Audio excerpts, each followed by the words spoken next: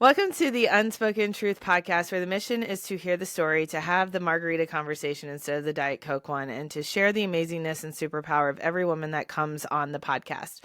My name is Paige Brown, certified leadership and shadow work coach, nationally certified counselor with over 16 years of experience in shadow work and self-sabotage. And today I'm joined by Rachel Mateo, who is the owner and creator of Health Mood, the heart-centered guidance and accountability in fitness, nutrition, and soul care. She has over 20 years of experience in her field and a lifelong passion for holistic wellness. With her personal training, group fitness classes, wellness retreats, and speaking engagements, she's helped her Health Mood community strive to continually grow and develop in their own unique health journeys. She is a graduate of Bloomsburg University with a BS in exercise science, former competitive all-natural professional bodybuilder, and level 3, I'm not going to pronounce this right, same Holy Fire Reiki certified practitioner. She lives in State College, PA with her husband, Johnny, and their energetic pup, May, who, if you're watching this YouTube video, probably will poke her head up so periodically. But Rachel is also a really good friend of mine that we've only met about, 5 months ago now, but feels like a year. I feel like we've done a lot in the last year. Yeah. But thank you for coming on my podcast with me. I really appreciate it. I'm so excited to be here. I know it's going to be fun. We're going to have a fun conversation. So Rachel is all those things. That was the list. But she also I would say, like, we just did a retreat together. So this is like fresh in my mind, but she has this way of like doing movements that doesn't make it feel like work. If that makes sense. Like, she has this way of like coming in and encouraging people and gently pushing them. And we had ladies doing everything, I think, on the retreat with us, which was really awesome. And just getting into their bodies. So why don't you share more about like kind of why you're doing this, like all of your juicy goodness behind all of the things that you do, and sort of what's like fueling you. Yeah. So I have been working in fitness for as long as I can remember. Like you said in my bio, I went to Bloomsburg University of Pennsylvania, a nice little state school nestled in eastern central PA. So it was this like tiny little humble beginning, and it was I loved to move. I loved exercise. And I thought, well, initially going in for mass communications because I love music, but I realized maybe it's just like, I love it, but do I want to work in it? So I went to school for basically kinesiology. And I've worked in fitness my whole career. And I think it's because I enjoy it. So I think it's something I want to make sure that other people can enjoy. And then down the road, nutrition came into the picture as well, because if somebody's going to be optimally healthy, they, of course, want to focus on the other wheel to the bicycle, right? They want to nutrition and the exercise, which we all know are two very important things. But then in recent years, as in maybe the last, maybe this is the last 4 years or so, I really got into what I'm developing as the SoulCare piece. And to me, SoulCare is everything internal. Everything internal that kind of steers the ship and drives the car and drives the boat, whatever, of everything else you're trying to do in your life. And so for me, that kind of started with acupuncture, in that I was getting acupuncture. And it was just, as I'm laying there on the table, it was this kind of a feeling, a sensation, a mental thing, a download that I need to learn energy work. And then as that thought kind of progressed, it wasn't to necessarily learn acupuncture, but it was to learn Reiki. And then for that being the purpose of helping my clients, another avenue, it really ended up being something that I was doing for myself. And so I went through level 1, I went through level 2, and by the time I hit my level 3 certification, then it was like this knowing it's time to really put this out there to the world and start practicing on others. So it started as the soul care piece with Reiki, energy work, inner healing, but then it kind of dovetailed and spun off of that, of all the different things, like whether it be internal exploration through journaling or through meditation and prayer. It's all of that silence on the outside to go inward and listen to the driving forces within. And so I've incorporated this with my clientele recently because I realize within myself, but as in I'm seeing how things are progressing with my clients, that if the soul care piece isn't, if you don't pay attention to the soul care piece, then the other areas of your life are going to fall flat. Whether it's what you're trying to do with your diet, what you're trying to do with your exercise. There's all of the motivations externally, but until you're internally motivated and you're not self-sabotaging, you're not putting up blocks from yourself succeeding in those areas, then it's just not going to happen for you. And so my main goal with Health Mood is to really dig into someone's heart and their mind at the same time as we kind of dig into their body and what's going on there, and how can we help them? How can I help them achieve their weight loss goals, just say, or their health span goals, like, right? They want to live a long, fruitful life, but feeling good in those later stages. But really, how good can you feel if you're not feeling good inside and confident about your decisions and able to make them stick? Long story short-ish, that's me in a nutshell, and the budding growth of Health Mood. No, I love it. And I don't care how long you talk about it. I love all of it. So it's okay. Because that makes, to me, it's like the longer somebody could talk about something, the more passionate they are about it. Like, that's what I feel.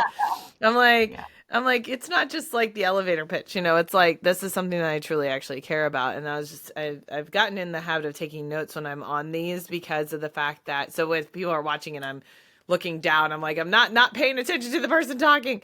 But when there was a part that you were talking about when you were saying, like, get out of there, you want to, you have to, how did you say it? I wrote it down, and like, I'm still like, just to trigger my brain, and now it's still not working. But basically to go inward in order to heal, like, the external, right? Like, that's really what we talk about. And it's like, my specialty, yes, is in self-sabotage, which is the umbrella of everything.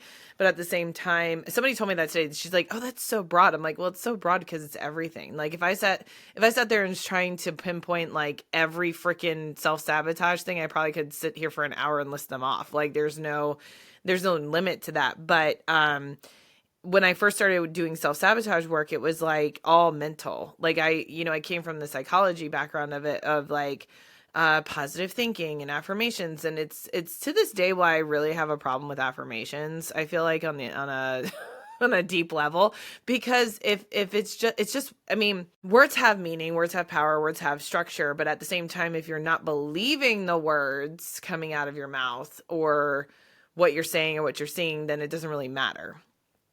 And so it wasn't until I started doing all of the the meditations and the chakra work and all that stuff, where I was like, this is where it actually makes sense. Like, this is the part where it's like, okay, I have to understand like, where it feels in my body if I say these things, and understand why I'm saying these things, or even the negative language, why are we saying these things? And I think too, with like your ladies that are working out with you, it's like, I know for me, when I've done the fitness journey of things, it's like, no matter how much weight you lose, sometimes you do feel like, if you don't do the inner work, you feel like still a little fat girl inside, so it's not going to come off of your body as much because you're still fighting it mentally. And it's like, you don't necessarily believe that that's possible, so like inside it's like, or you have, you can have body dysmorphia, or you can have all of these things. So it's like, you think that you're going to hit these goals and be like, okay, and then I'm going to be happy. But if you don't believe in all the internal stuff, if you don't work the internal stuff, then you'll never get to that point. No matter how much weight you lose, no matter like how much you kill yourself at the gym, like, it doesn't actually work that way. Mm-hmm. Do you agree with that? I love what you say about like believing what you're saying, and I want to encourage everyone listening that like it is okay to have words for yourself. We talked about at the retreat the 4 agreements, like be impeccable with your word.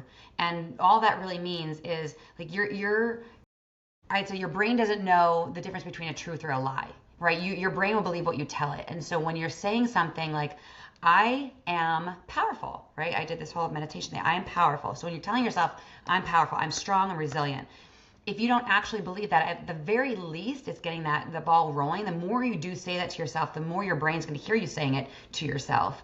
And it's at least a start, but because you have to start somewhere. But knowing full well that the more you dig in and you do that good internal work, then if there is some self-doubt there that you're not quite believing yourself yet, Mm-hmm. the inner work will help you get there. So start somewhere, say the things, and believe that you're probably more than you're giving yourself credit for. I'm not probably, you are. You know, we often discount our abilities and how awesome that we are and how unique. And when we can at least start beginning to have that conversation with ourselves, right? It's at least kind of putting those words there, and those words are meaningful. Those words are impactful. That's why they say, I think it is in that particular book, The Four Agreements, where he talks about it's like casting a spell. It's spelling. You're spelling a word, just like your words are that powerful to yourself and to others that you can either be casting a spell for good or casting a spell for bad. So if you're telling yourself these negative words or this negative self-talk, your brain is like, oh, yeah, I'll believe that. You know, over time, you'll believe that more so. So yeah, I think certainly a great place to start, knowing that affirmations are much. It's deeper. Yeah. It's deeper. Like, that's the thing. Like, I don't have a problem with actual affirmations. It's more about the fact that it's like the simplistic like view of affirmations. Like, if you just keep saying these things over and over and over again, eventually you'll believe it. I'm like, that's not actually true. It's about the intention behind it. Like, do you want to believe those things? Like, is that the purpose, right? Or is it, oh, I'm just writing all of these happy things down, but I don't actually think it's going to work, right? It's like when we talked about, the purging exercise where you just kind of get all these negative things out of your body and like you write it down and you set it on fire, right? Like, if you don't believe it's going to leave your body from that emotional purge, then it's not going to, right? You're still going to hold on to it regardless. So it's all that beliefs. And yet the four group, I have that over there. I just actually thought about that. It's right there. And I was like, I haven't read that in a while. Like, I try to reread things like every once in a while, going like, oh, that's, a good reminder for myself or something like that. And the fifth agreement, I still haven't read. I have it right there. And I'm like, I haven't read it yet. And the nice part is it is so short. It's not like you have to, I think I read it in like the four agreements. I think I read it in like 2 hours, like something like Yeah. that. Like, it's Yeah, I not encourage hard. everybody to do that. No, I think, like I said to you, or at the retreat, I think it should be issued to preteens or Uh-huh. teenagers. A required reading, because I think back to what was I required to read at that age? I mean, the three Horrible things. classics, right? Yeah, but like this, these are four things, life skills. So like, look it up. Even if you just Google it, you'll see the four agreements. You'll know what the four agreements are. And one is like, don't take anything personally. Yeah. And like, we're so used to doing that of like, oh, like, what does she mean by that? What did he mean by that? What is that? We don't know what their lens of life is. We don't know how Mm-mm. they're approaching that situation, that particular moment. And so if we all of a sudden, it was because of us that they said that, or it's because of us that thing happened, we're putting too much pressure on ourselves, and it may not have anything to do with us. Well, it's But also like putting us at the center of the universe, which is not true. Like, and that was my take on it. And I was like, oh yeah, that doesn't. But that's why I always ask questions, because I'm like, first of all, because I'm a Ted Lasso fan, which I will somehow get you into this world at some point. But I'm ready for uh, it. I want to see it.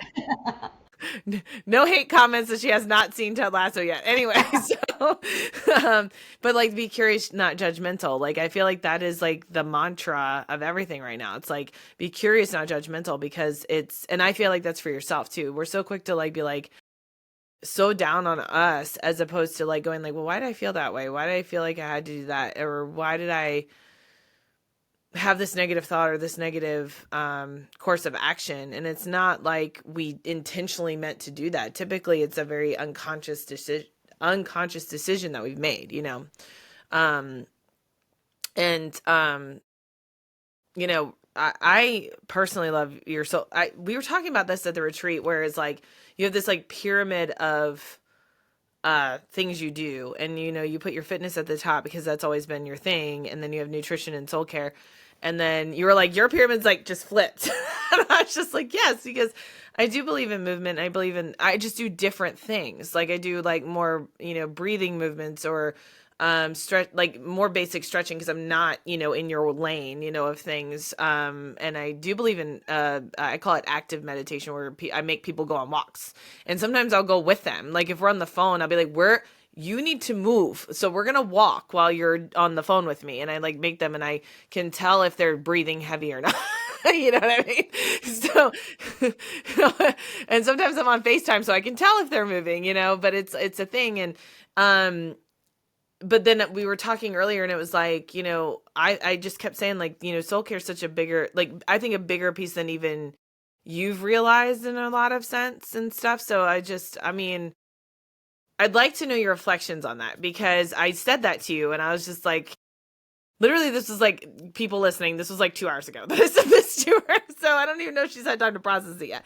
But I was just kind of curious what was coming up for you with that, even if it's not like a complete thought yet, Yeah, no, it really made complete sense, and it felt good to hear that because I think when I think about what I have here as my business and what I offer and what I'm so passionate about, I say that fitness is at the crux of it because that was like my anchor in my journey. That was my anchor in helping people. That was my anchor in my business, was learning fitness first. And even as I share my story at the start of this, it started with fitness, and that was my forte into who do I want to help and how do I want to help them.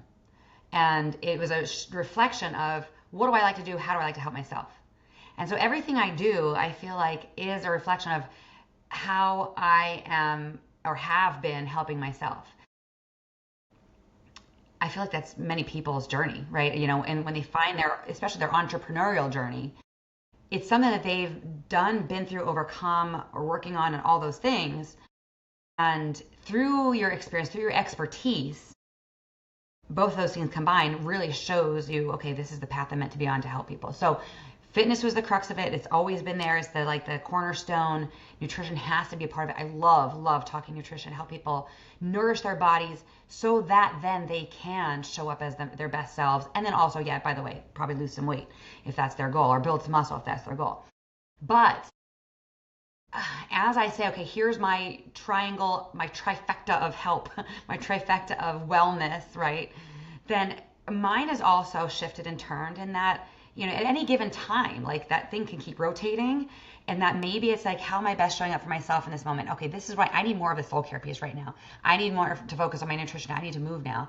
But in helping people, it's like, it's this really strong structure of all of them combined, and whatever that person needs most in that moment is what I'm going to deliver. And so they're all going to be there. All those aspects are fully going to be there. That's the whole purpose of Health Mood. But maybe this person, like I'm hosting a group challenge right now, and within that group, the feedback I've been getting, we're only a month in, which flew by. I'm like, 90 days seems like a long time. I hope I have enough stuff to like offer them. But then here we are already a month in, and they're like, holy shit, this is flying. And I'm like, I know. And so like the feedback that I'm getting is like, well, some joined for, I need to pay attention to the inner work. I'm like, go. I've got this going on. I've got my fitness. I know what I'm doing. That's fine. But I need the SoulCare piece. Great. And then somebody else needed the guidance in nutrition, like the meal planning, the prepping, the just what's good and what's not good, even down to the basics. And some people are like, I'm not moving my body. Like I had a woman just recently say, this is the first strength training I've done like ever. It's exciting. So it's going to come about to be able to really emphasize whatever that person needs the most in that moment, but then bringing it all together. And when going back to your question of like, how does that feel in me for you to say, well, maybe my shining star, so to speak, of Health Mood is in fact the SoulCare piece. I fully agree because the more I think about it, and even in my own meditations, and when I meditate, it's just I'm open to receive whatever. But if it's like a business vision that kind of comes to me, or this like knowingness of like, this is the path I need to go, it always centers around something that delves deeper into the SoulCare piece. And that, I keep saying the SoulCare piece. It is so multifaceted even within that. Like I talk about the 3 pillars, but then just that pillar itself is super multifaceted. Like, granted, for my nutrition, I like to focus on whole food, plant-based, and like no processed foods and things that are just genuinely life-giving. But the movement, same thing. That's super varied, but like the soul care piece, man, is I think the most personal, because everybody's internal world is so different.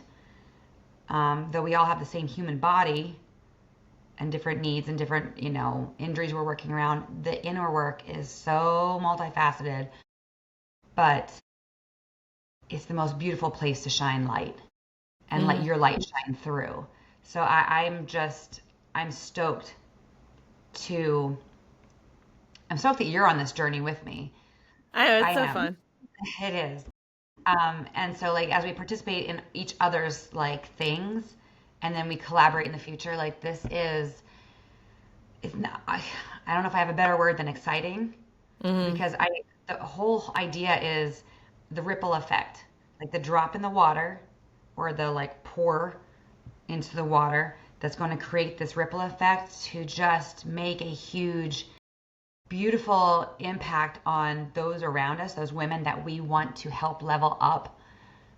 And again, going back to your retreat, the one thing I had shared, I was like, man, this is what this is all about, is we're all here for the same reason. We are all energetic bodies in this human body, right? Energetic spirits, energetic souls in this human body, that we're all just trying to raise up together. We're trying to elevate our love, elevate our vibration, elevate our enjoyment of life. What else are we here for but to get the most out of this time?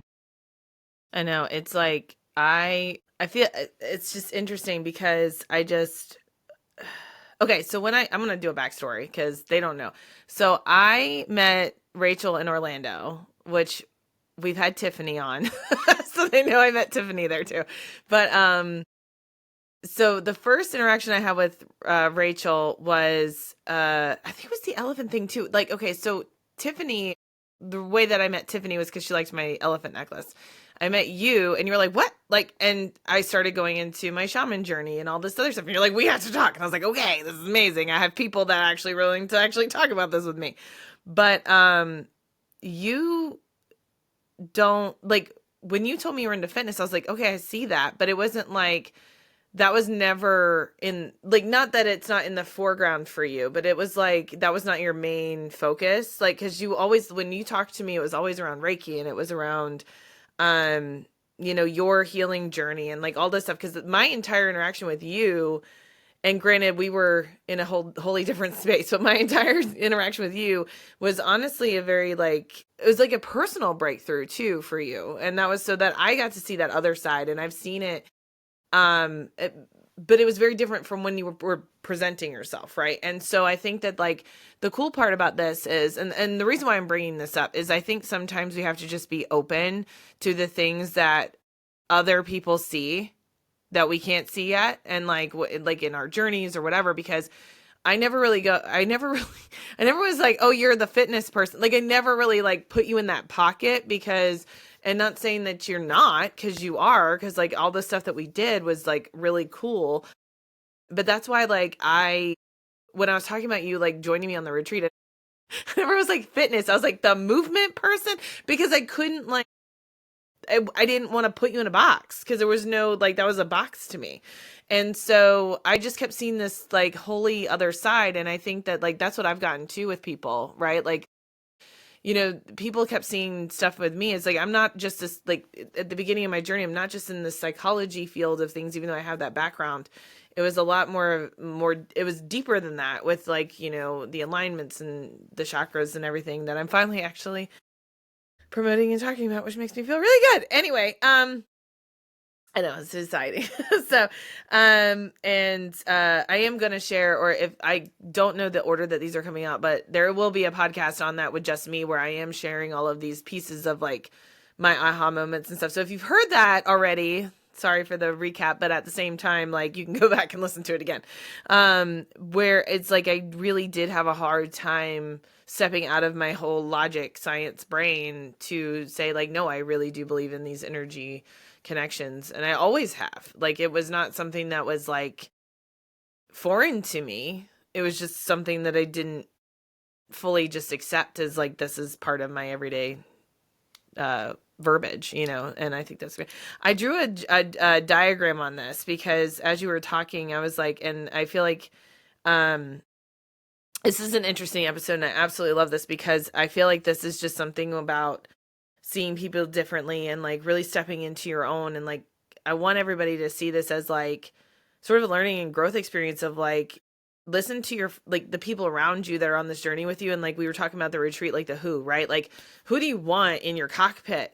Like when you're going to the moon, it's like Steve Harvey. And I always say like, he's the funniest man on he really is funny. Like he really is like quippy but he's also very intelligent and he's very like, inspirational. And when I heard him speak about like the rocket to the moon analogy of like how people are going to fall off on your journey and then you're going to randomly like run into people that are like, I want you in my cockpit, because like you get what I'm saying, and I was drawing this when you were speaking because I was thinking about it. I was like, I don't think you have a triangle. I think you have a circle and the SoulCare is in the middle of it. And as it spins, or whoever needs it, I feel like because it's in it with fitness and it's in it with your nutrition and it's in it with your Reiki, because Reiki I know also has some, it's more energetic movement, but it's still got movement in it. And then it's like all of these pieces that you make it's you personally, but also your business. That's at the center. And I was just like, oh, that's interesting. Cause like, it's not, I don't feel like it's a pyramid for you because it's not one thing or the other. It's just, it all flows inside of it. And I think that a lot of, health coaches don't see that as much as they should.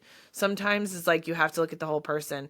And a lot of people I've had on this so far, do in different ways, which is great. But I think there's like so many fitness coaches out there, so many. And I've had so many discussions. In February, I even had one where I was talking about like just talking in a hallway with a fitness coach and asking like, well, how do you get them the results? And just asking questions. And and I said, okay, well, I think one of the questions was, because it was like over a month ago now, but I was like, how do you, like, what if they don't get the results that they desire? Like, what if they're not feeling in it? What if their body is kind of like, or their mind is telling them they can't be happy, they won't be, all these things, like I was challenging that because I wanted to see what the response would be. And she's like, oh, they'll be happy when they lose the weight. And I was like, and I was like, you've got to be kidding me. And I actually kind of convinced her otherwise while I was standing there, because I was like, I don't think that's realistic. Now, granted, she was in her 20s. Maybe she's just a very positive person. Like, I don't know. But, but I was like, in my 20s, I absolutely have. Yep.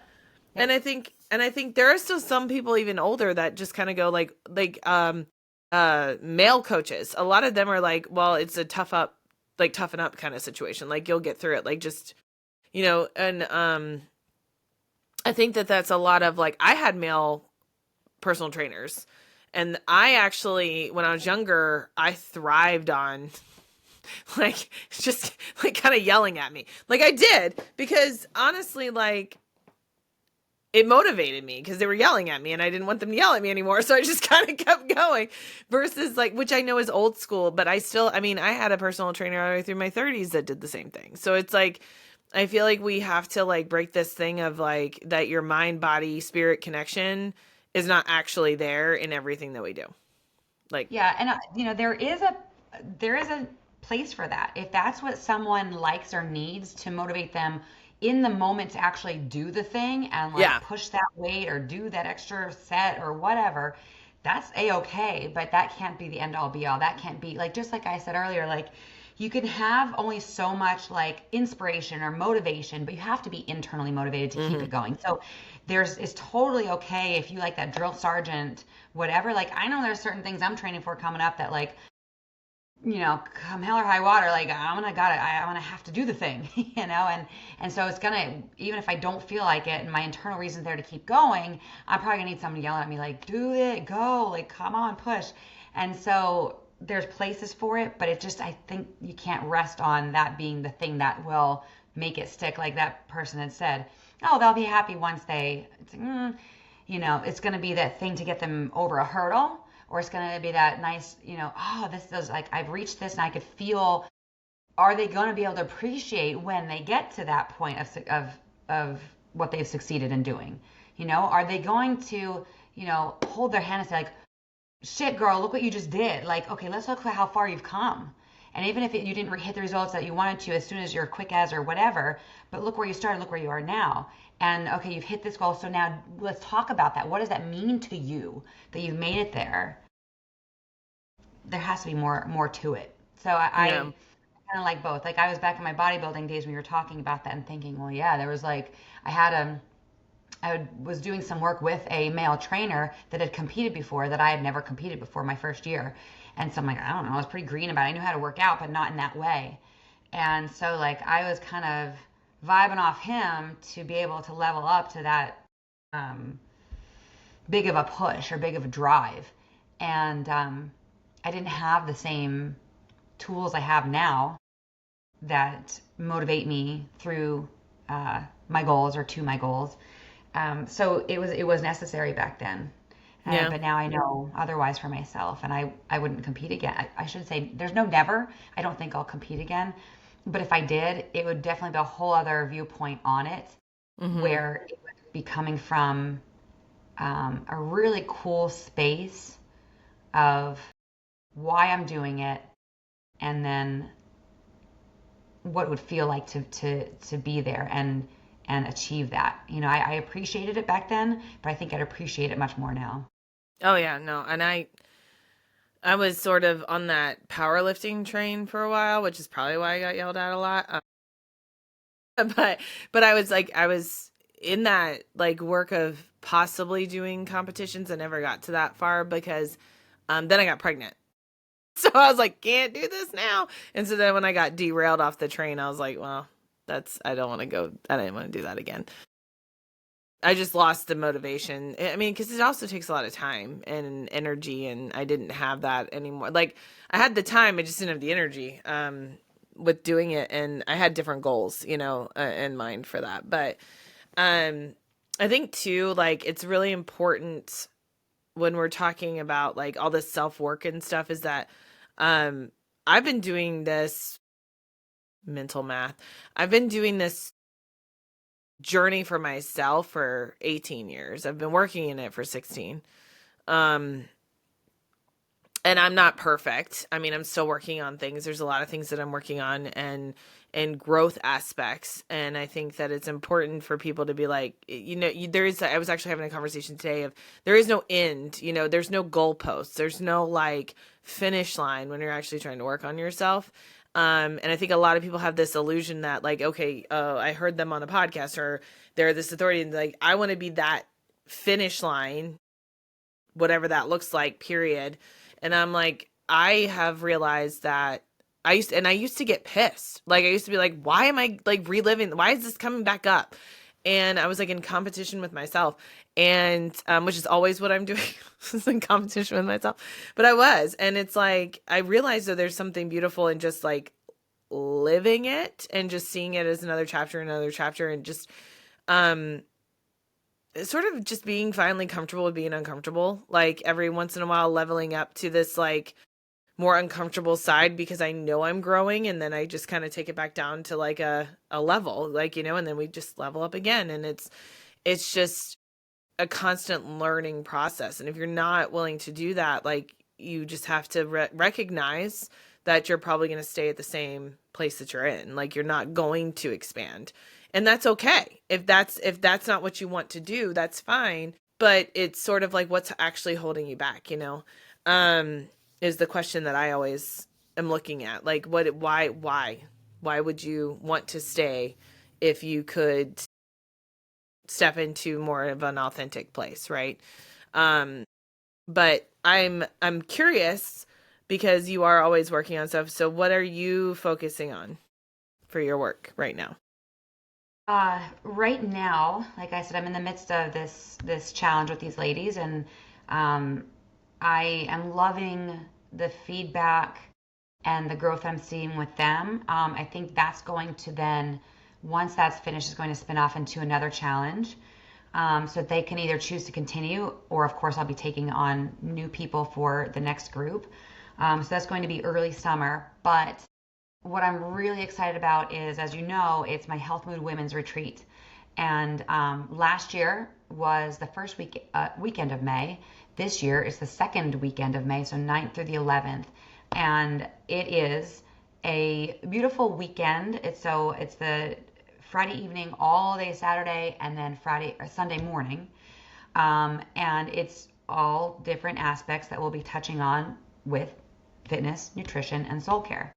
I have a beautiful caterer that's going to come in and create some delicious, super nutritious food for the women the whole weekend. I'm going to have chair massages, so that way there's some relaxation and pampering. And then all of that to say that is going to help fuel the weekend for movement. Like I've guided you guys through, it's going to be purposeful movement that's doable by all levels. It's an educational thing in that, see, I can move my body in this way. And surprising, it's great to see women being surprised by, I can do this. And it wasn't as hard as I thought. And look, I feel great after that. Getting the endorphins flowing, the serotonin flowing. And then the educational piece on my side of it's an interactive discussion, like you witnessed, about what does it mean to move. Reframing the thoughts around exercise and what does it feel like internally to feel strong? Going deeper into those things. I have someone coming in to teach a yoga class and then follow it up with sound bath meditation with bowls and things to immerse themselves in that deep relaxation. We're going to do a bit of a journaling exercise with my friend Beth, who is, last year she did something on finding your inner compass, and that was so wonderful. And so she might be doing something similar to that, but yet with a spin of, if you've read Mel Robbins' recent book, it's going to be touching on a little bit of that stuff as well. And goodness, my good friend Dr. Sandrine Martin is coming in from North Carolina, and her stuff is just, I'm not going to give, you have to look at the site when I share it, but she's a wealth of all things holistic and Chinese medicine. She's a chiropractor, but it's functional chiropractic and so much in tune with the body and spirit combination that I'm like, oh, I want to learn all the things from her. So I'm so happy to have her as part of it as well. And so that being said, it's going to be a very full weekend, but yet plenty of time to also just step back, reflect, decompress. And it's Mother's Day weekend. So if it's somebody that's like a mother themselves, or they want to treat their mother or come by themselves or with, together as like a special retreat bonding time, then that's what I'm hoping to achieve with that. Is the second round of it. Like I said, last year was so freaking awesome. I had no expectations. For your retreat you just did, you kind of had a vision for it. You had a vision for it. You kind of knew what to expect, but you didn't want to set it it had to be this way or that because it was your first time doing it. That was so beautiful and freeing about last year's, because I just said, well, this is what I'm going to do. So this is what we're going to do. And so now I have something to base it off of, but I still have that fire to just let's just make this be what I want it to be. The vision is clear, and let's all freaking have a great time improving our lives together, the community, the sisterhood, the bond. I'm a little excited about it, as you could tell. So I know, I'm so excited for you. I'm only bummed because I can't go. That's my only. I'm just sitting here going oh, I can't go. I wish, but then that'll be the third one that I'll be doing next year, and we'll be doing stuff together too. I know we're stuck together forever. It's fine at this point. It's we'll get it. It'll be fine. But yeah, no, it was. Oh my gosh, I wish I could go. But okay, so my last question for you then is what are you personally working on for your own soul care right now? a couple things, right? So when you said like it's always good to be, doing something. Like I have this phrase that I've kind of created. I think it's silly and hokey, but whatever. It's not because it's also fun and cool. But I'm working on my abs, right? Like always be seeking, always be searching. So like as a fitness person, I'm like, oh, the abs, good abs. But I'm working on always seeing, always seeking, always searching how to yes, improve my health. I mean, I got a good wrangle on my nutrition. I really do. I'm so confident in that, if there's something cool or new or some tweak I want to make, I'm for it. But that just kind of, it just easily becomes part of my repertoire. Movement, yeah, sure. Like, okay, so I said I would never do a full marathon. Well, I'm doing a full marathon in October of next year. So, I mean, October of this year. So when you signed up, it was next year. Now it's this year. Yeah, exactly. It's coming. But then, so me, like the abs, that always be seeking, searching, that is in the soul care piece with me in me because it is so broad and it's so vast and it's so like even how much I've tapped in, it's still yet so much untapped. It's fascinating to me that we are so capable and so much more capable of doing things that we don't even realize. Like we are expansive, we are eternal, our energy is more than our human body can confine, right? And so I want to continue this journey of my inner soul care work of how can I let that light shine out brighter? This gift that we're all given, it is so, I feel it in me so strong more than ever. And the fact that it's always been there, and I've been through my whole journey of like, okay, religion, spirituality, it is what it is, and it's for me, it's all combined. I mean, for everybody, it's all combined. It's whatever you need it to be, and it is in line with you and who you are. But it's this unending and always able to tap into and always able to grow aspect of myself that I just can't wait to see where it continues to grow. So when you say, what am I working on now?